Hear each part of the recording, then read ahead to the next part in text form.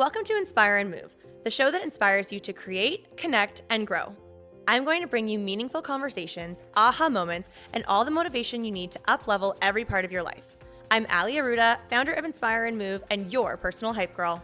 I've gone from fashion school to celebrity stylist to corporate marketing to brick-and-mortar entrepreneurship with my husband, each time learning incredible lessons how to pivot, reimagine, and implement the steps to become successful. I'm passionate about inspiring others to live their best life, a life of joy. We have the power to design a life that we love, because life is too short not to. The best part is that you weren't meant to do this alone. If you feel like you are meant for more, let me ride shotgun with you, and together, let's get you to where you want to go. Everyone, welcome to the Inspire and Move podcast. You are in for such a treat on today's episode because I am so excited to welcome Sarah Centrella to the show. She's an author, she's a podcast host, she's a speaker, and from the interactions that we have had together, she is a freaking badass. And I am so excited to welcome her to the show. Sarah, thank you so much for being here. Oh my God, Ali, thank you so much for having me and bringing your energy and doing all the incredible work that you're doing out in the world. I'm excited for this conversation. Me too. And you know where we need to start with this conversation? We need to go right back to 2008 with that text message that you saw that Girl, changed your life. girl. Okay. Yeah. So 2008, I am a mom, a stay-at-home mom with two babies. I have twins. They're a year old. My son is 5. I have to kind of like set the scene a little bit because anyone who has ever been a new mom kind of knows what that first year is like with young babies. So I'm doing the laundry, I'm watching the Oprah show, and on the show she's talking about like how to find out if your man is a cheater. And I just remember thinking like, I hate it when she does shows like this. I don't need this show. Like, is there anything else on? And I think I even like muted it.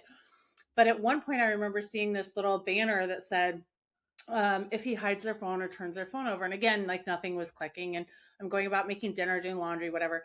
And he comes home and we have dinner and he goes into the shower. And all of a sudden it was like this just flash, this like reader board flash across my brain that was like, where's his phone? And in that exact instant, in the exact instant that I had that thought, I just knew. And mind you, this was my high school sweetheart. We've been together for 16 years. And there was never one time in those 16 years where I ever had a thought like that. Like never even crossed my mind. And the second that I realized I didn't know where it was and I couldn't find it, I was like, oh my God. And I wound up like going into the bathroom where he was showering and he had hidden it like in the clothes he was going to put on. And I opened it up and I read this text message that says, I can't wait till you're all mine, finally free, no more sharing. Smiley face. And I was like, Oh my God. what the fuck? Literally like one of those hot, cold flash moments, like your whole body freezes. And I was just like, oh my God. And I went in, I put my girls in their cribs and I went and put a movie on for my son. I was like, here, put the headphones on, honey. And then I went back into the water, turned the fucking water off in the shower and said, get the fuck out. Literally, those are the only words I couldn't even think. I was just like, get the fuck out, get the fuck out. And he like got out, soaped up, like putting his clothes on, literally went and kissed the kids goodbye, walked out the door soaking wet, threw his ring at me. And that exploded our entire life in 10 minutes. And people are always like, wait, but really? I'm like, but really? Like he Never left, turned never back. came back. He never came back. And I filed for divorce a week later. But the really like insane part of it is I'll never forget that night. After the kids had gone to bed, I was like laying on our hardwood floors. We were living in a little rental. We had just lost our house in the foreclosure. So we had to like move to this shitty little rental. And I had been a stay-at-home mom because daycare's crazy with 3 little kids, right? And then all of a sudden I'm like laying there. I cried so long, my face was like stuck to the wood, but I was also doing what us women do. Like I was trying to problem solve and I was thinking like, well, what do I do? How do I get a job? How do I get daycare? At, at the moment he left, I didn't have $5 to my name. Like I literally had to like find cans to take back for formula for the kids. It was like, I had nothing because I started realizing all the bank accounts were in his name. The car was in his name, literally everything. I had no credit now because the losing the house and all the stuff. And so I'm just laying there going, oh my God, I really can't do this. Like, I don't know how to get up tomorrow, or how do I do this? And back then that was before social media. So you literally had 50 people in your life. You know, if you really think about it, they were the people you actually knew in person. You didn't have this extended network of understanding that things like that happen to people. It had never happened to anyone I knew. No one I knew had even been divorced. And so I really felt like I was the only person on the planet going through something like this, and that there was just no way out. And I remember thinking, I can't do this. I just can't do this. And I had this very profound moment where my intuition, God, universe, whatever name you kind of want to put on it, literally spoke back. And it was like, what if you can? Because I just kept on Mm. going, I can't, I can't, I can't. It was just the only thing it said to me was like, what if you can? And I just remember thinking like, well, I don't know. What does that look like? And it just was like this little ladder that helped me kind of just put one foot in front of the other. Like, well, if I could, what would I do tomorrow? And what would I do now? And how can I, like, just start the tangible stuff of like picking your life back, putting it back together. And so I, immediately sold everything that we owned and got into this teeny little apartment and went job hunting and, trying to get back into the workforce. And as I was doing all of that, I just kept on thinking, I have to start this life over. Because I'm, like most people, I never thought about a life without him. I mean, I'd been with him since I was 16 years old. And so I thought, if I have to start completely over and from scratch, like, why don't I build a totally different life? Like, fuck that one. Like, if that one's gone anyway, like, Trade up, baby. yeah, like, what would it look like if I just made up a life and built a like way better one? And so that's where the idea of like the vision board first came into play. Is the very first like corporate sales job I got, I was like inside dialing for numbers, as they say, in this little cubicle. And I printed off all these pictures of my what ifs of, well, what if I could take my kids to vacation? Where would we want to go? And what if I was successful? What would that woman look like? And what if I could eventually get a house for my family? What kind of house would I want? So I did it very intentionally, and really started just almost like creating a fantasy world, and had no idea it could actually mean anything. Mm. I just did it because it saved me from the darkness, honestly, and gave me hope. But about a year and a half after he left, the board started coming to life, and I was like, "Wait, what?" What was the first piece? What was the first thing that came to life for Oh you? my god, the first one that was absolutely undeniable, which is where I was like, "Okay, something's going on here. Like, this is kind of crazy." Was I had put a picture of Times Square kind of in the center of this board that I put in my cube, and on it in handwriting I'd written "New York City, baby." And this was before I got this job. So way before I got this job, I take another job, I get a promotion, and my boss comes to me one day and he's like, "Hey, we got to go to New York for this convention," and he's like prepping me out for all this stuff, and I was like, "Okay, I got to figure all the logistics of that out." So I'm printing out my itinerary and everything, and I'm looking at the ticket to JFK, and I look up and I see the picture on the board, and I was like, "Holy shit." Like, this was a year and a half before this moment. So like, no one can tell me these things aren't related, And I just remember flying home from that trip, and I was still trying to, get my life together. I was still living paycheck to paycheck, still on food stamps, just trying to get, my life back.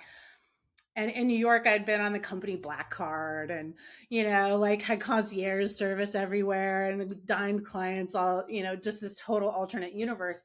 And on the way back, I was like, okay, I did that. Number one, it didn't cost me a thing. Number two, it was like VIP lifestyle. Number three, like, something is going on here. Mhm. And that started my whole quest to figure it out. And here we are 15 years later, Oh, sharing what I figure out in all the books. Yeah. I love this. Okay, and then on this vision board, what was the biggest pipe dream? You're like, this probably feels a little crazy or a little out of sorts for me to put this on here, but I'm going to put it on anyways. Oh my God, almost every single thing was, because when I very first did that, remember, like, I was literally on food stamps in a one bedroom apartment, like, with nothing. And so I had things on there, like I had Paris, I had Greece, I had Italy, I had writing a book. And this was before I even really knew I wanted to write a book or ever any of that stuff. I had speaking on there. I had one of probably the big stretches was I asked my son what he wanted me to put on the board. I was like, if you could do anything you wanted to do, and he's like, I want to go see the Ravens because The Blind Side had just come out with Sandra Bullock. Yeah. He's like, I want to go see the Ravens in Baltimore. I was like, okay, no idea how to make that happen for you, but okay. So I put that on, and no joke, 6 months after I put that on, we got an opportunity to him and I go to a Ravens game in Baltimore.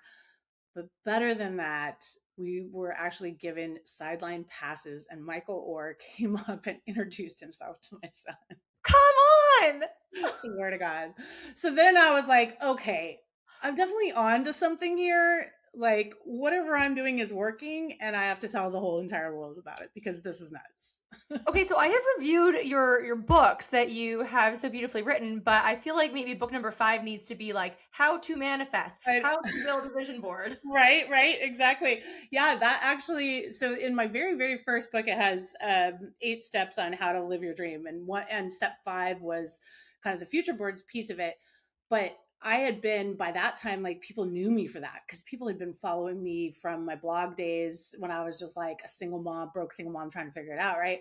And they were doing the stuff I was suggesting, and it was working for them too. And they're like, I've tried The Secret, it didn't work. I tried vision boards and it didn't work, but this is working. And so I was actually on the Ed Milet podcast, and he was like, well, why don't you write a book about that? And I was like, who's going to read a book about that? And it wound up being like my number 1 best-selling book, and it was in Targets everywhere. And I was like, oh, okay, I was wrong on that. Sarah, that's amazing. It's been a crazy ride. It definitely has been a crazy ride. Do you feel like you're living your dream life right now? I really am, and you're catching me at such a fun time, actually, literally in this moment, because I got back at 2 this morning from the national championship game.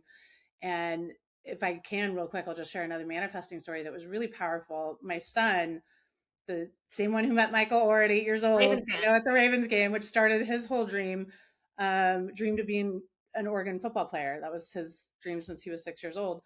And he wound up playing for the Oregon Ducks the last 4 years and living out his ultimate dream. And then always had the dream of going to the national championship, which he came close to as a Duck, but they didn't make it. And then now he actually works for the college football playoffs and planned the national championship game that I just attended. Him and his 2 bosses, the 3 of them are like the people who put on the freaking biggest game in the country. And it was just the most incredible thing to be part of that, and to watch him work, and to watch him like live his ultimate dream. And I saw him on the field after, when they were doing the celebration. I just ran to him. I was like, oh my God, we made it to the Natty from 6 years old. Yeah. Here we are, Oh, so I it love that. continues to deliver like magic all the time. Yeah. And that's what's so fascinating and magical, to exactly your point about manifesting, is that sometimes it actually transpires in a different way. Very often. Yes. Do you have any thoughts around that? Very often. And I always really talk about that because I think people get very set in their specific ways. They're like, hey, if I put this one thing on my board, or if I said I want this one thing and I'm working towards this one thing and it doesn't happen, then I'm failure. And that isn't at all how manifesting works in my 15 years of experience at all. Mhm. What happens is, if you've tied what you want to the moment and experience that you want to live. So in other words, let's say take the national championship, for example.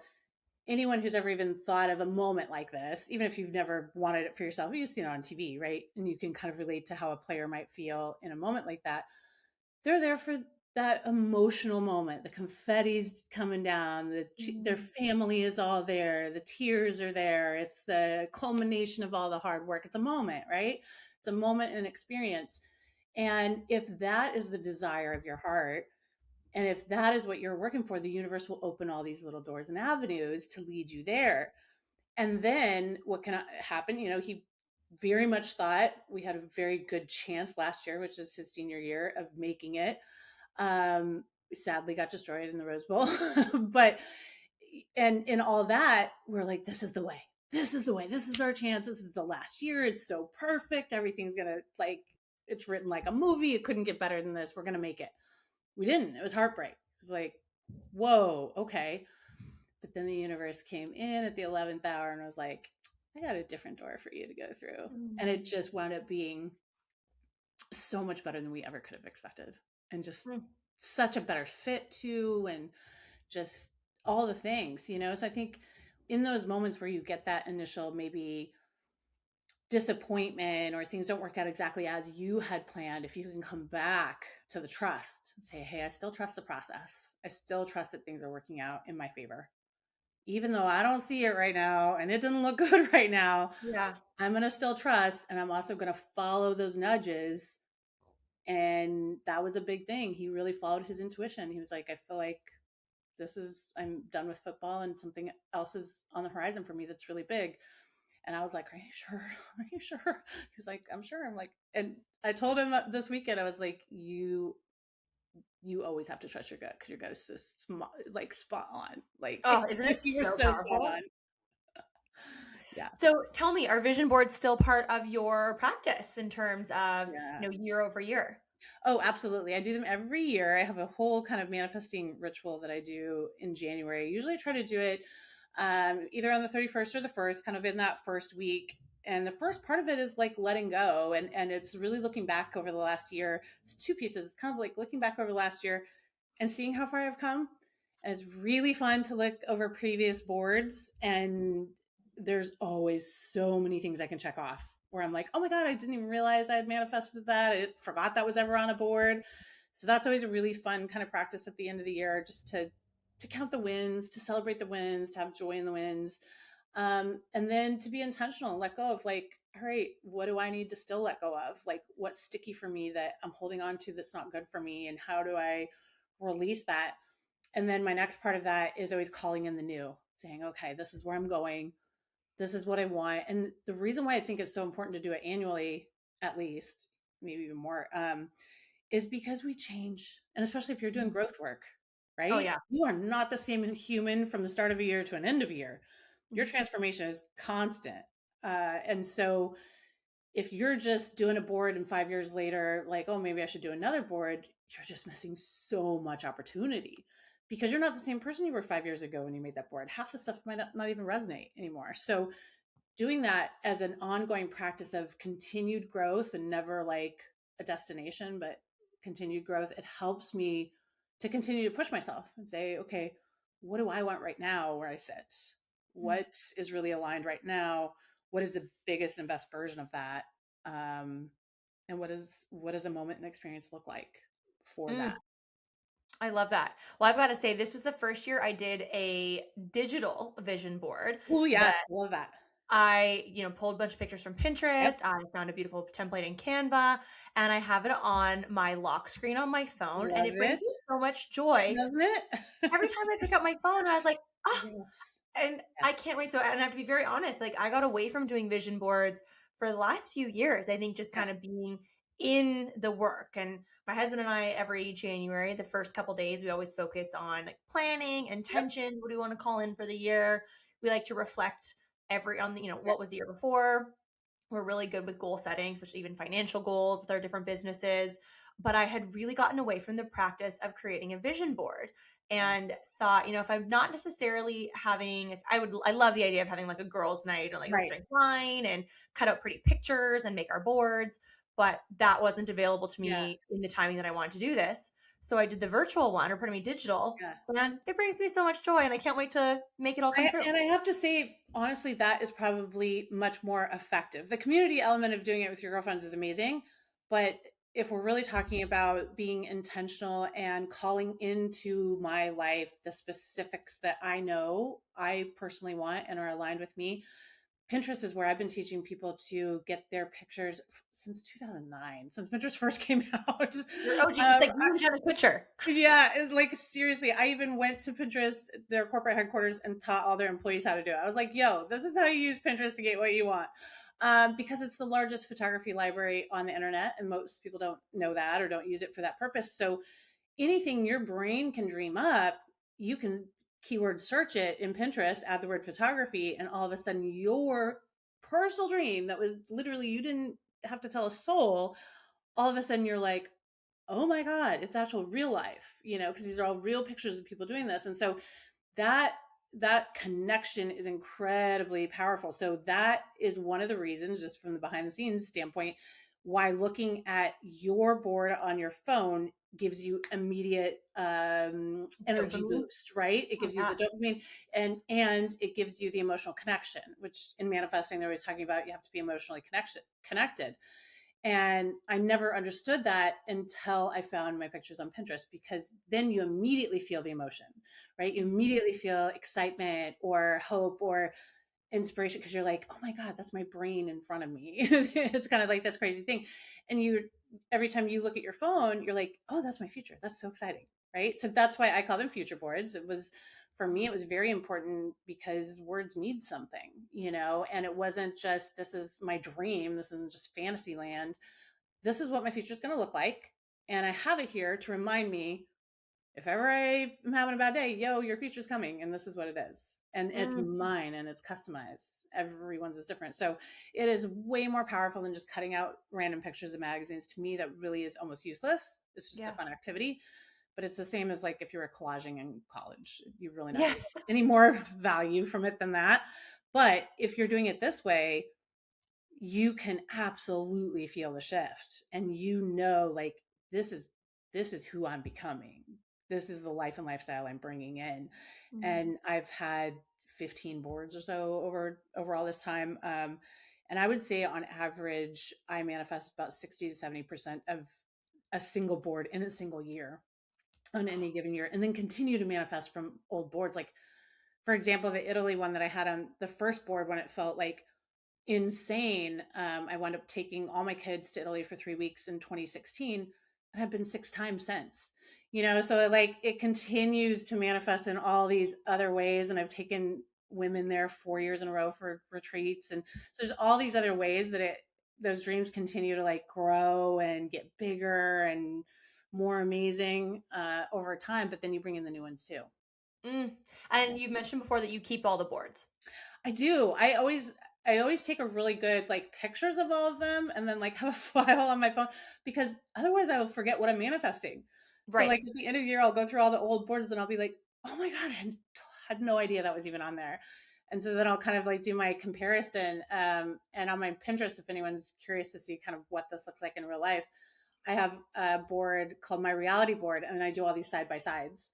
And it's Mm. like, here's a picture of the board in 2009 or whatever. Here's a picture of me doing that exact same thing in that exact same moment. And the crazy thing is, they are never staged. They're never set up. And that's why half the time I don't even know that I did them, because I'll come back and I'll be like, oh my God, was I standing next to that exact fountain? No, no way. There's no way I was by that fountain. And I'll pull it up, and it's the exact fountain that was on my board. Oh my God, I love it. And I love seeing this type of content online. It just makes me Yeah, so fired up, which I it's think is so great. probably somewhere there was like that emotional connection to this stranger's content on the internet that I Yep. felt compelled to be like, you know what? I want to create this. Same. I And think I saw your stuff about manifesting. I was like, ooh, yeah, I love it. manifesting We're sisters. speaking the same language, because there's Yes. different languages in the manifesting world, right? But to me, like, I resonate with the real. I Mhm. resonate with like tactical, and like, this is how you do it. And this is like what makes sense. This is logical. Like, really, when you think about this, everything that I teach is no different than coaches teaching plays in a football room, or CEOs teaching whatever to their team. Like, this is very tactical stuff. It's, to me, a vision board is just the visual representation of what we've already mapped out.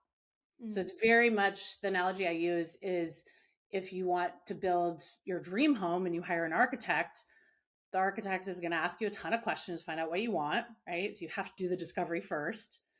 And then it's going to create a plan where you can be like, okay, I can see how this starts to shift out.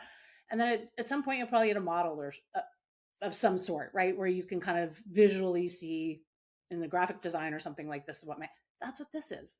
This is just all that work underneath, giving you a visual reminder. So it has Yeah. so much power behind it. Whereas it's kind of just the first level of manifestation, because it's literally in front of you. Thank you so much for listening. If you loved this episode, it would mean so much to me if you took a few seconds and shared this on social media, sent it to a friend, or left a 5-star review. There is power in community, and I'm so grateful to have you part of mine.